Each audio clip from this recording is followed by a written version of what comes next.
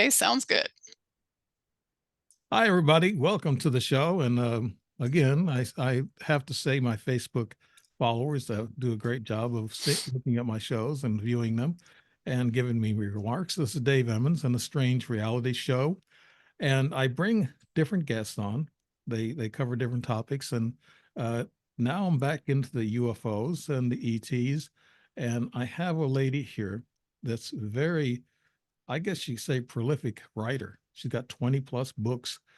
I've only got four, and I feel like I worked a lifetime.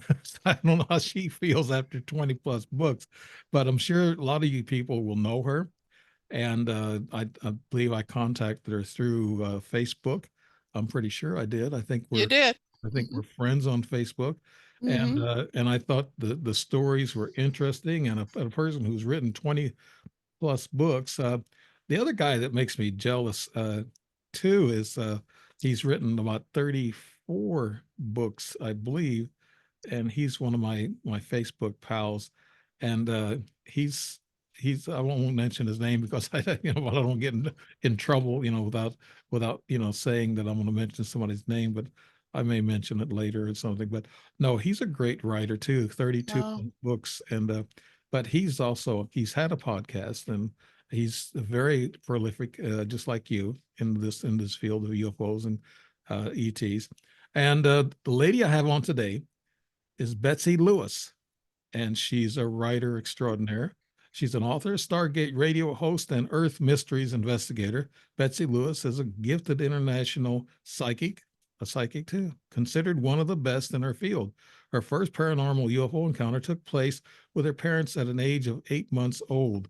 And at age 3, she began communicating with spirit guides. At age 7, she began receiving frightening dreams of disastrous earth changes now taking place worldwide after a UFO encounter walking home from elementary school in Idaho.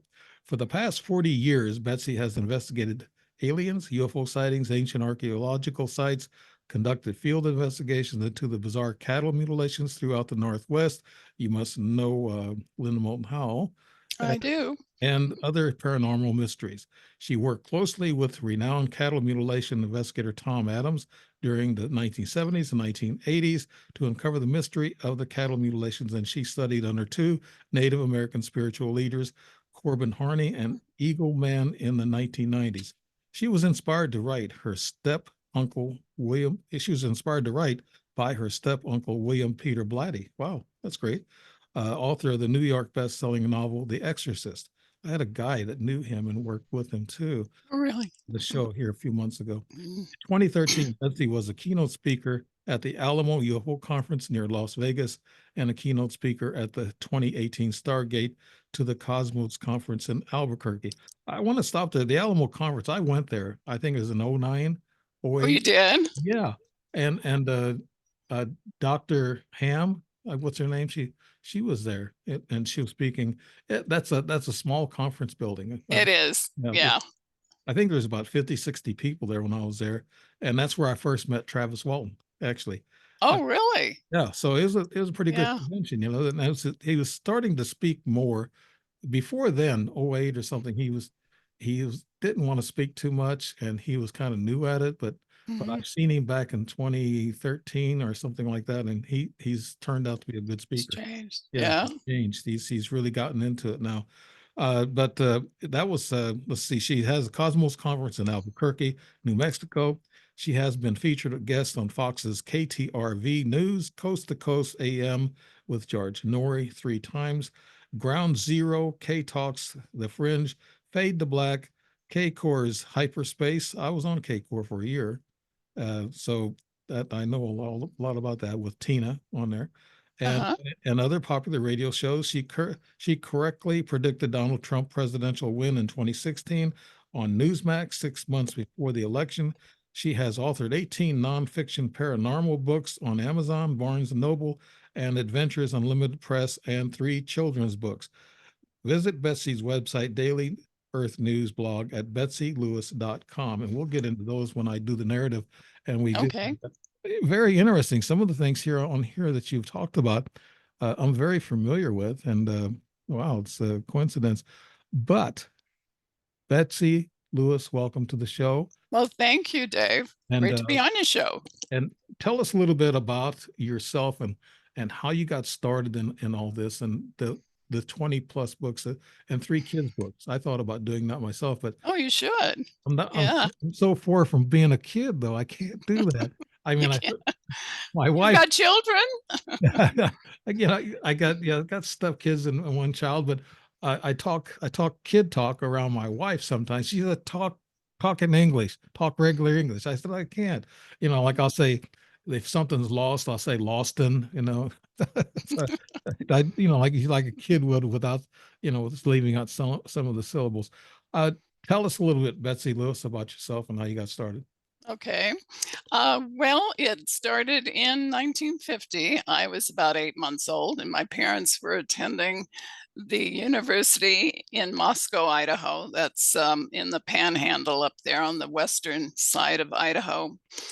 And they decided to take a trip to southern Idaho, Twin Falls, which is about an 8-hour drive. And my father had driven that, many, many times. And they were going through an area called New Meadows.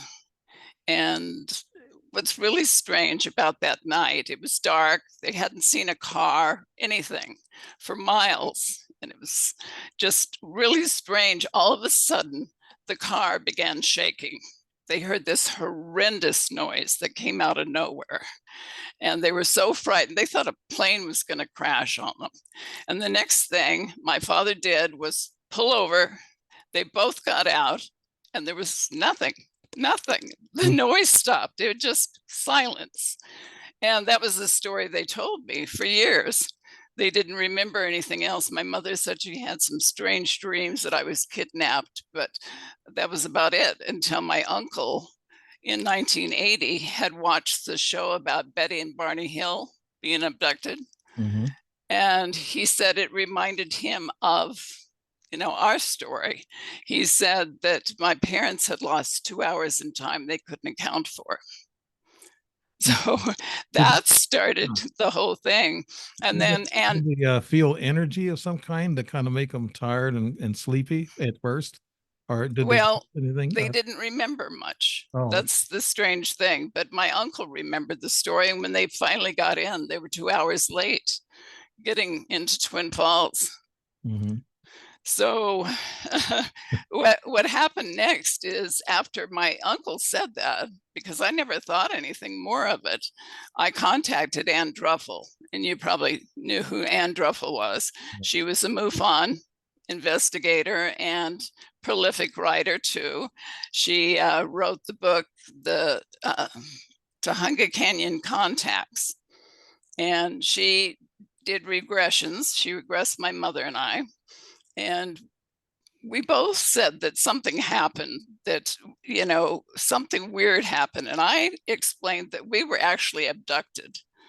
And I don't know if an 8-month-old baby can remember, but they say we retain all our memories, right? Really? Yeah. Yeah. So what I described was that we were abducted. We were taken into this craft with gray beans. They examined us. I saw my mother in some kind of tube structure, and my father was down below. He was in a chair, like in a trance. And my mother was calling for me, and that was it. And then we were put back into the car. It seemed like we went right through the roof, and we went on our way. So that might explain why my parents said that the sound stopped, whatever that horrendous noise was, which was the UFO, I'm sure. Right. It wasn't a plane. There was no plane that crashed. Probably, a magnetic vibrational sound. I just want to flash the books up here. Oh my goodness. eBay, thrift books, Amazon. That's just to show people how many books. And I know in one of these or a couple of these books, you have your stories in there, I would imagine. Right. And so, we're talking about eBay, thrift books, Amazon, and probably other platforms too that right you didn't see on there. But no, that's the the whole thing that you've written all this down, and that's great. And you've also compared your experiences with others' experiences, and I find that I have easier to do. You Yeah. can understand where they're coming from. That's just like me. When I talk to an experiencer just like yourself, I have a feeling of how things went for you because I've been there, Right. done that. Now, you have had more experiences beyond that first experience Oh when yeah. you were Oh very yeah. young, Betsy. Tell us Right. tell us about some of those experiences. Okay. The next one that I recalled, well, actually, I had my invisible friends at 3 years old, and I'm not sure they were spirit guides. They might have been ETs. I described them to my mother. She said they gave me little secrets that I wasn't supposed to, tell her about. So I don't remember that. I was too little. But by the age of 6, I started first grade, and I'd walk home, excuse me, about 3 or 4 blocks. And that day that I was walking home, I felt something up in the sky hovering over me, and I was so scared. I would walk a little ways and then I'd hide in some bushes, and then I'd go a little further, and I just felt something was there. And I looked up in the sky, and there was a giant silver disc hovering over me. And during that time, there were a lot of UFO reports in Idaho. And I just kept walking, and then I'd run, I'd hide. But somehow I crossed this busy highway, or not highway, but road. And I went into somebody's house. I, during that time, people didn't lock their homes. So I went into somebody's house. They never answered the door. And I went in and hid underneath the bed. Now, this might have been a screen memory. I don't know if it was real or not. And my mother said I was probably about a half an hour or more late when I finally arrived home. And she thought something horrible had happened. But I told her about the UFO. We went outside, we walked around, and what's really strange is the kids in the neighborhood had the same story, that they saw this silver disc up in the sky that scared them. So that was the end of that story. But I've had other things. I've had missing time. I went camping with a friend. And this is really weird. We had gone into some hot springs in Idaho, central Idaho. We walked back, and there was great. And it was getting late. We decided to camp out. And what's really strange is we fell asleep right away. We were in a little, well, we had brought our sleeping bags, but we're in his blazer and put down the back. And we'd backed into this area where there were just there were like tall trees that had fallen. It was all this brush and everything back there. So something woke me up, and I could hear these voices, and they were like moving beside the truck. And I went, what in the world is this? And they weren't speaking a normal language, an English language. It was just too weird. And I tried to move. I was like paralyzed. And I tried to look over at him and see if he was awake. And I'm not sure if he was or not, but I finally sat up and I tried to turn around and look behind me. And I thought I saw somebody running, or maybe not running, but actually off the ground, floating across all these bushes and down trees. And I thought, what in the world? He woke up and he says, oh my God, we've got to get out of here. There's something wrong here. So we left the area. But I think aliens were there. Yeah, well, you mentioned invisible. ETs can be invisible. Right. I know I've had them in my house, and I knew they was there because I have these instruments, tri-field Oh, meters, really? can pick up, Wow. magnetic energy. And they was pegging out a few times, and they were right in the same room with me. And I noticed you feel something in there, but ETs can be invisible. You also mentioned being paralyzed. That's typical. Right. That's typical of all the experiencers or contactees, they call them. That's what a Hmm. lot of people would rather be called if they've been visited more than once, they're contactees. And you were talking about that you were paralyzed, but you were able to see, and you actually turned around and looked. Uh, can you describe after that you saw this was it a ET being or a humanoid being that was floating across the bushes, Betsy?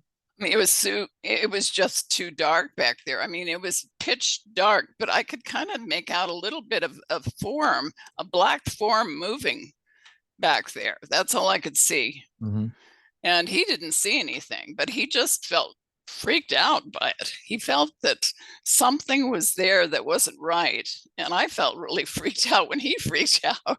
So we were both pretty scared. Yeah. Do you think it's your family they're attracted to? I know a lot of people say, well, they follow family and they follow Mm, DNA. And my family has had, yeah, UFOs right. too. And that happens a lot of times. And you talk about, I notice you talk about a lot about Native American Indians having these, we'll get into that pretty soon. But Okay, uh, good. yeah, I love that topic because my new book, uh, We Were Supposed to Meet, is about an alien marrying a Native American Oh, man, wow.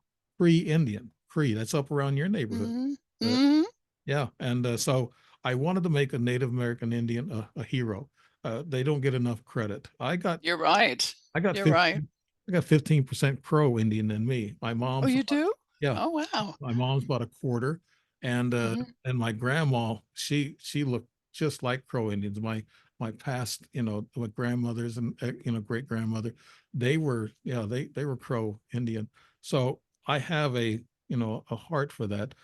So, and you talk about that in some of your books, and that's great. But you also, I mean, you've interviewed a lot of people, and I have. you got this book, Abducted, There it is. Yep.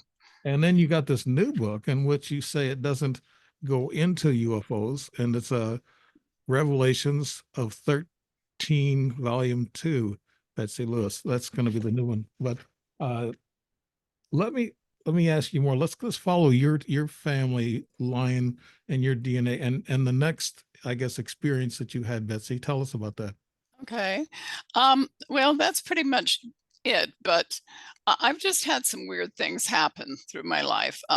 And I don't know if it was connected to ETs, but when I had that experience where I saw the disc hovering above me, and I was walking home from grade school, shortly after that, I began having these lucid dreams of global earth changes. And I would be standing on a pier and a great big huge tsunami wave would be coming in. Volcanoes were erupting. The earth was shaking. The winds were incredible. So these dreams continued like 2 weeks. I mean, every night. And I'm so scared to have them. I didn't want to go to sleep. And I felt that we are in those times now. I felt that was a message I was given by the aliens. And you know how people are given these, um, horrible visions of the future Right. that we're going into now. And I don't know if they're real or they want us to be fearful so they can control us. I'm not sure because so many people like Nancy Leader. She claims she's in touch with the Zetas, Yeah. and she's been predicting that the Earth is going to shift. But it hasn't shifted. She said that in 2000 and it still hasn't shifted. Edgar Casey said it. So we're still here. Yeah, I've been talking to scientists and I interview some scientists, and there's one guy who's very adamant, very, very talented guy. He actually worked with Spielberg and other people Hmm. and big shots. And he said, "Oh, lucid dreams." I said, "Yes, I've had lucid dreams." And you just mentioned lucid dreams, Betsy. Right. He said, those are not really dreams. He said, that's just there, it's a playback of what really happened. He said, lucid dreams are where you talk in it and you can actually Hmm. touch and feel and you can look at somebody. And I said, yeah, I've had that. I've talked to these aliens and they don't talk back, but they telepathically talk to you. And Sure. so he kind of summed that up for me, that lucid dreams are something real, that you really, it really happened to you, Hmm. Betsy. And Sure. go on. I didn't want to interrupt you, but it's one of the That's okay. lucid dreams are real, I've had remote viewing too, Yeah. where I was living in LA at the time, and I was actually at JPL, Jet Propulsion Laboratory in Pasadena. And I watched all these scientists in this room, and they were looking at a huge screen, and they were looking at this planet. I knew it was a planet, and they were getting all excited because they were seeing strange formations and structures, huge structures on there. And I knew it was Mars. I just knew it was Mars. And I didn't see the face of Mars, the famous face of Mars, but I did see these giant structures and pyramid shapes and what I called the ram's horns. And they were like spirals, huge spirals, and ramps going somewhere. Mhm. And I went to JPL, they give tours, and they don't show any big screens, like these little screens Right. up there. So I don't know if I was actually there. I feel I was there, and I was listening to them and how excited they were. And of course, they tell us there's nothing on Mars, right? I don't believe that. Mm. I mean, there are structures there, and Yeah. we've seen those, right? Right. They actually what spray paint those pictures. I All right. there's some other terminology they use. They have these professionals come in and clean them up before they show them to the public. All right. And Right. and I don't believe any of that either. I'm a strong believer, and I've had a lot of people on the show that talked about ancient history, and Hmm. history is nothing like we think it was. It's No, the I elite. know. We're The, lied to. yeah, the elites Yeah, about control. everything. Yeah, the elites Yeah, control all the knowledge, and they know where we come from and what we've been sure. doing here, and they know the ET contacts, but we don't. That's only for the elites and the most powerful people on the planet, the 13 rich families, the, Hmm. the kings, maybe Right. the Pope, and all of them. They know these things, and they won't tell us. And that's probably a kind of a shame. But you got this interested in this. You got interested in this topic, ETs and UFO. Hmm. You wrote this book. You want to start with Abducted? That's got the Sure. Native American Indians in them. Could you tell us a little bit about that book? And Sure. it talks about reptilians and benevolent giant blue men. Tell us Right. a little bit about that, Betsy. Oh, sure. Well, Dr. Artie Six Killer Clark is the one that gathered all these stories. She wrote several books about that. And sadly, Artie had a massive heart attack. And I think it was a stroke or a heart attack, but I know this is true, that she'll never be able to write another book. And I interviewed her, I think it was twice, 2 or 3 times, but she's an amazing lady. And what she uncovered is so incredible. And it seems like aliens like to abduct Indians, American Indians, because they have a special DNA, supposedly. But the Greys have abducted them. They do experiments, biological type experiments, DNA experiments. Uh, 2 young girls, Native American girls, like to go out and they take their horses. They were really into horses and showing off their horses and competing in rodeos. And they went on a little camping trip one weekend. And while they were in their tent, they heard something. And before they knew it, they were being abducted by gray aliens. They were taken aboard, including with their horses. Their horses were taken on board. And uh, they could hear the ETs talking, not verbally, but in their minds. And they were saying that the girls were too young. And they said something about them being breeders, that's why they wanted, the girls kept asking, why do you want us? And they said, as breeders, and to probably create hybrids Mhm. that we've heard about. But the girls were returned unharmed, and their horses, they were so worried about their horses, the horses were going to be killed by the ETs, but they were returned. And what is really strange about the story is their horses changed. Their horses were getting a little older. They didn't have the energy. Suddenly they had energy. They were just like young horses again. And they were telepathic too. All of a sudden they could read their minds. They'd be thinking of something, like they wanted to go to a meadow or something, Mhm. and the horses would go there. Wow. I mean, they became super intelligent, and they wanted to breed them. Of course, they don't want anyone knowing who they are or where they are, but because people would want to steal those horses Yeah. for themselves. How old were these girls when they were? They're in their teens, mid-teens, yeah. Well, not probably around 13, 14 years old. That's why they were saying they weren't old enough I don't to be understand it. breeders. Yeah, they could have children at that age. Used That's true, but I guess the aliens didn't want to take them that early, and they were afraid that the aliens were going to come back and abduct them again. so the aliens did have morals.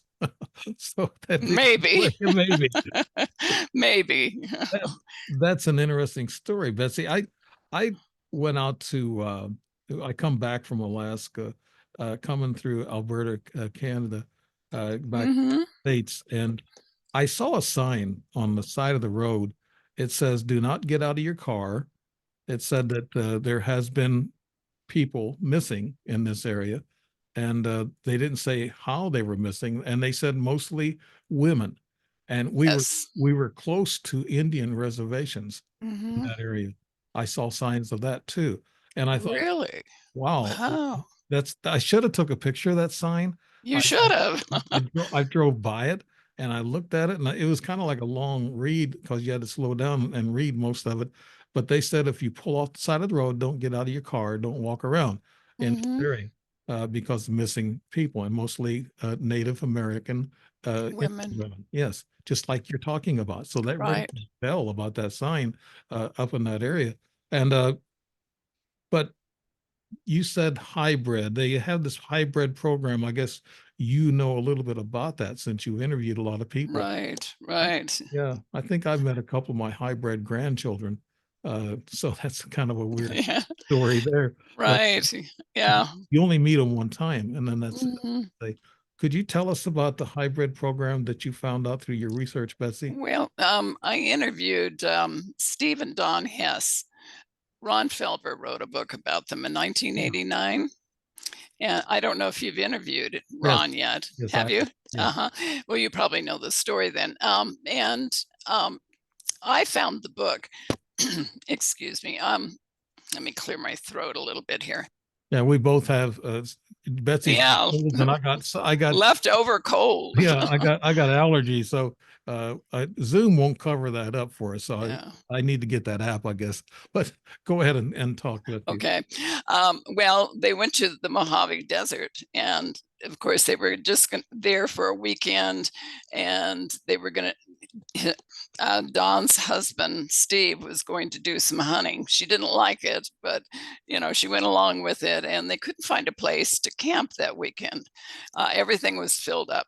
So they ended up driving to this canyon and went into the canyon.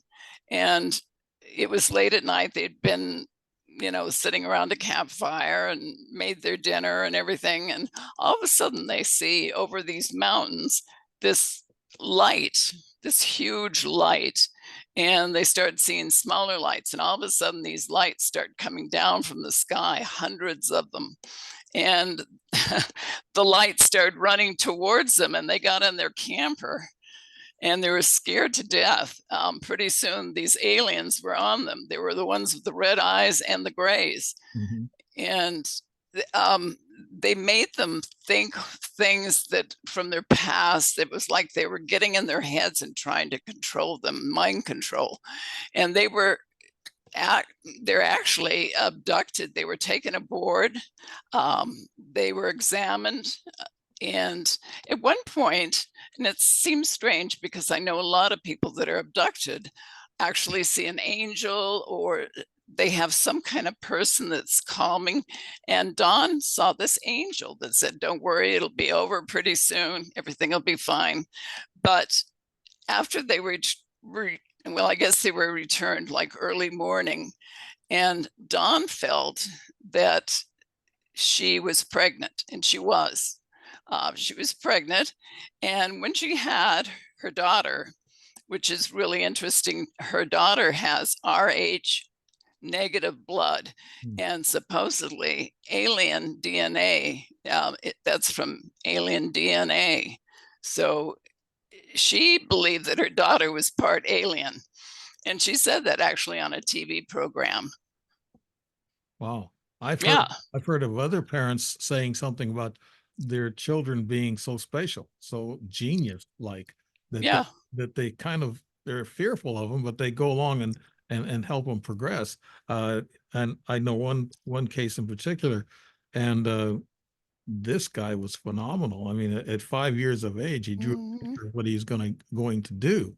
And I can't say anything more than that, but he showed that to his mom. He said, "This is what I'm going to be doing when I get older." Well, he did more than that. He advanced, through the wow, secret agencies, and even actually was a consultant on a couple of movies and TV series. So sure. yeah, so these are gifted people, and I don't know Oh yeah, if that's hybrid or if that's just human evolution that's catching certain kids in certain generations that their DNA is more advanced and they're quicker learners. So I'm not sure, about all that. I'm not either. Yeah, that's There's been a lot of books written about the new children that are born with all these special, uh, gifts. They're mhm, geniuses. They're yeah, savants. They're just incredible. One such girl is Akiana, who started painting at a very early age, and she claimed that that she could see Jesus. He came to her. She saw God. She remembered heaven. um, she was just guided to draw, and she actually did some incredible pictures, paintings of Jesus when she was like 8 years old. Incredible. She sells her paintings for hundreds of thousands of dollars now, but she remembered all those things. But she's so gifted. mhm, And I interviewed her a couple of times, and she said that, as she's gotten older, she's forgotten a lot of these things. Her parents, I guess, were not real religious, but after all these things started happening with her and her remembering, God and everything, they changed. They became religious people. yeah, So she's one of those special, really special children. yeah. I played drums for years in a band, in my all brother band, for a long time, and also guitar. But I saw a 3-year-old on the internet playing the drums. I thought to myself, if I would have saw that video some 40 years or so ago, I probably would have just threw my sticks away. I mean, gee, how good I it know. is. They're It's and amazing. they know how to use computers, and they're Mhm. just amazing. Yeah. Math. I had a smart TV. It's smarter than me. I guess I couldn't figure it out. So they told me at the Spectrum, office, they said, Mhm. this is going to be, do you know how to do computer stuff? I said, yeah, I know how to do my own computer and what I do. I said, but I have to really study and work hard to try to figure out new things. And then they said, you have a 12-year-old around? So, Oh no. they'll fix it for you. I said, yeah, great. Betsy, you talked about this ET, and then you talked about an angel. Could you describe what they told you, what they look like, Betsy? Um, just this angelic being that had this glow about them. Um, there wasn't any halo, but and no wings, but just this beautiful presence. And she felt calm at the time. She was so scared before, both she and her husband, and it calmed her right down. Her husband didn't see the angel, but she did. Mhm. And a lot of different people have seen angels from their experiences. So, I wonder if the aliens don't create holographic images Very of cool. of you know religious Mhm. people, and because Don and Steve were both religious, they're Mormons. I thought maybe they were being, they were downloading her memories to calm her. And another person like Betty Andres and Luca, she had, visions of these people that they were the grays, the little grays, but they were also more angelic looking beings. And she felt that, she didn't think they were holographic, but she thought the gray aliens were actually angels. Now I disagree there, but Yeah. they don't do angelic things. Yeah, you talk about holographic. That's a possibility. I've seen an angel twice. They look just like, Really? yeah. Saw one in 71. I saw one in 98, and it had a white cloak, a gown on, and it had a veil over its head.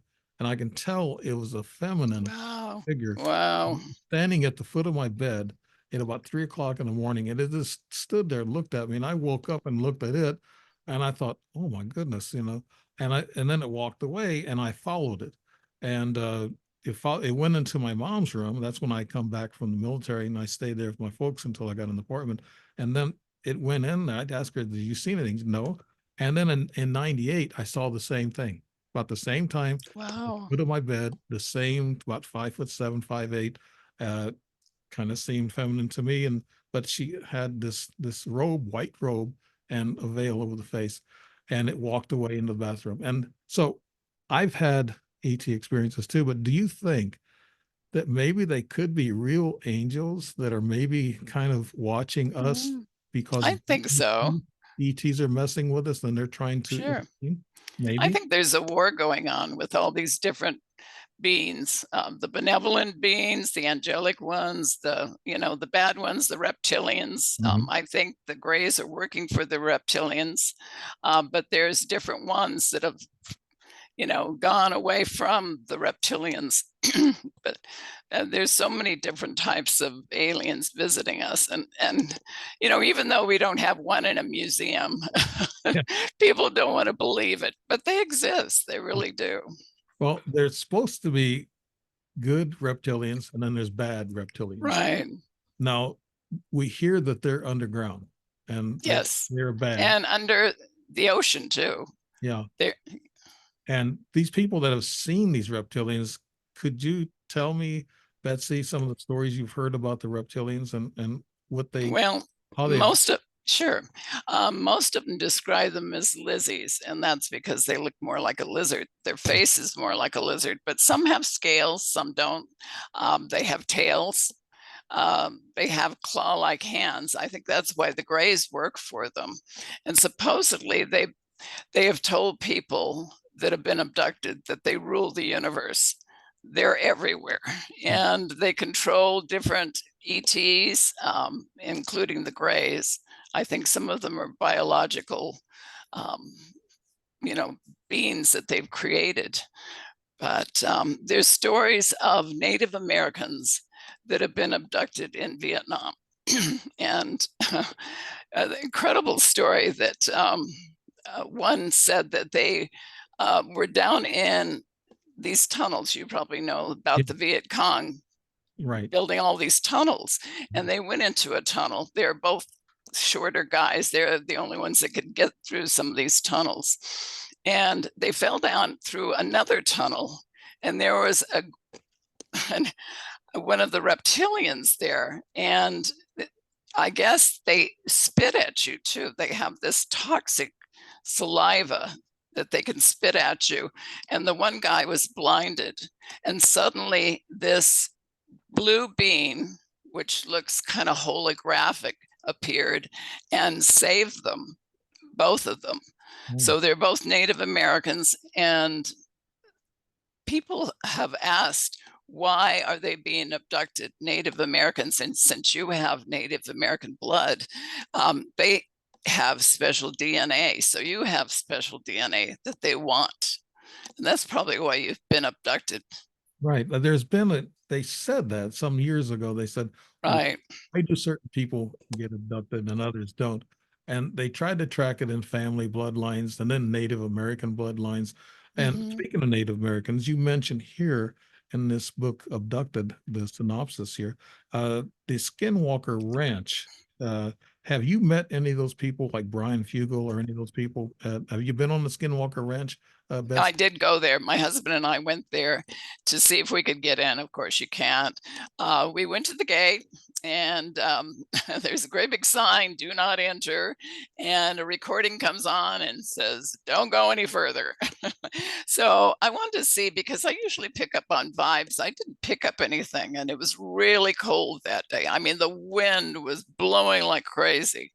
But I've sensed things. I'd love to get on there and see what I feel about the ranch. I'm sure I'd pick up some things, but they don't want people, just anybody, going on there, because there's a lot of radiation that suddenly appears.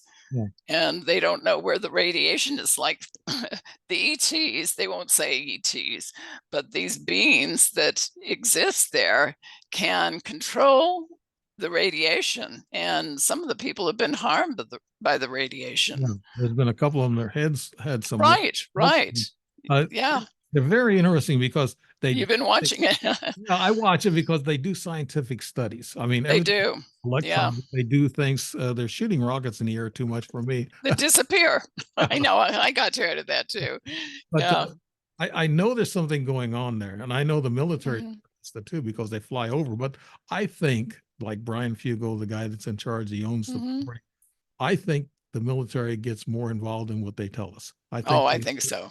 Yeah. watching every step that they make, and they know Hmm. probably one of them. I think the one that's he's a physicist who worked for NASA. He worked with the CIA and on this disclosure project. What's his name? Ryan, not Ryan. Something. I'll think of his name, but I think he's kind of like an insider. Uh, he Right. he's one. He's there, and they know who he is, but he's also watching what goes on so they can reach Hmm. the government. Because the government don't let anybody find out things that they don't know about. So That's that's right. but And our military's been working with the ETs for ages. oh yeah, You know, yeah, they lie, but I know too many stories of, military people that have worked with them. Dulce, yeah. New Mexico, when um, was it? Um, I can't think of the name. Oh shoot. Well, there's two of them that were there. Costello was one of them, and another guy that was working there as an engineer, and he had his fingers burned off Yeah, by, I know what you're talking about. I can't yeah, think of right, his name either. But yeah, yeah, he was killed later on. right. They think he was murdered for what he knew. They didn't want him talking about that anymore. Yeah. Yeah. So yeah. I went to Dulce. My personal Did feeling is, you? yes, I drove there. I had such a negative feeling. And I drove all over out west. I like Sedona and all these other places, but I got there. I really had a negative feeling that come over me. Mm. I went into the Wow. station and there was two Apache brothers, and they were really big guys. And I asked them, I said, "Have you guys had any ET or UFO experiences?" And one looked at me and he didn't want to answer. He just kept, checking me out, my cashier. And then his brother come out. He said, "Oh yeah, we see them all the time on the road." Oh, gee, really? He said Wow. they fly around all the time. I said, "Have you seen ETs?" He said, "Yes, yes, we have." Wow. The brother agreed with him, but he didn't talk. So I thought it's time for me to get out of there. I just felt very negative about the whole Hmm. a small place. It's, probably Sure. few shops or whatever. But That was Thomas Costello and Phil Schneider. Phil Snyder, Phil was the one that was, yeah, yeah, uh, that had his fingers burn off. But one thing I was going to tell you, there's a place in Death Valley where people go. It's part of the national park, and people have disappeared there. In fact, a couple of Native Americans camp out around there. They saw this woman go in there, put her arms straight up like that, and saw her go right up into the sky oh, and vanish. yeah. Well, she was probably a hybrid, or she was a visiting. Well, like Dr. David Jacobs, he says that they walk amongst us. So the aliens are with us in human form. Either they take, and you mentioned something here, human-looking clones got into the cars and returned the next night, and they were black cars that were lowered to the ground. Could you tell us that story? It's in the second paragraph of your synopsis, Betsy. Can you hear me?